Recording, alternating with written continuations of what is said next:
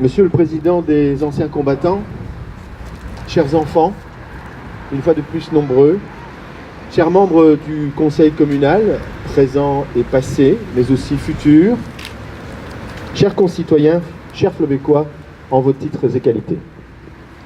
L'héroïsme impose en effet un choix, celui du sacrifice et de la cause.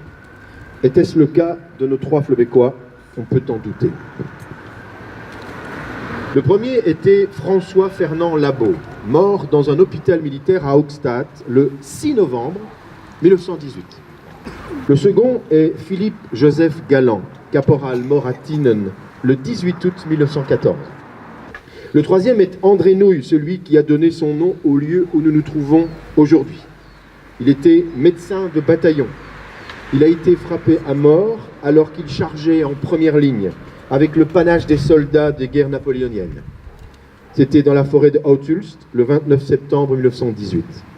Notre commune, celle de Flobecq, a voulu s'inscrire avec gravité dans les événements qui ponctuèrent les commémorations du centenaire de la Première Guerre mondiale, entre 2014 et aujourd'hui, jalon ultime, l'anniversaire de la signature de l'armistice du 11 novembre 1918.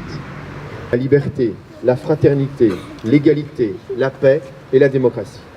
C'est à ces valeurs que nous voulons faire appel à travers cette œuvre dont nous avons confié la réalisation à notre ami l'artiste Jean-François Massard, si attaché à son village de Flobecq.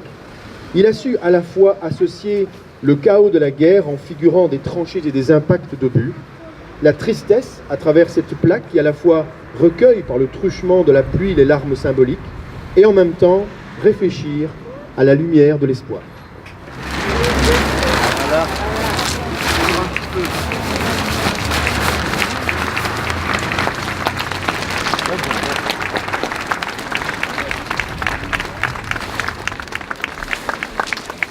J'ai articulé cette sculpture en me référant aux traces caractéristiques laissées sur notre sol par ce conflit, à savoir les tranchées qui creusent et serpentent trois faces de la colonne. Bon, je signale que nous observons maintenant l'arrière de la colonne. En réalité, ça a été principalement conçu pour être vu au passage de la route. Les trous d'obus sur les parties clivées, et en se référant aussi à l'eau qui inonda les polders et permit à l'armée belge de ne jamais capituler. Les ondes de celle-ci strient la pierre et accentuent la verticalité de l'ensemble. Le sommet est couronné d'un envol symbolisant l'espoir que j'ai taillé en évitant de sombrer dans le poncif figuratif de la colombe.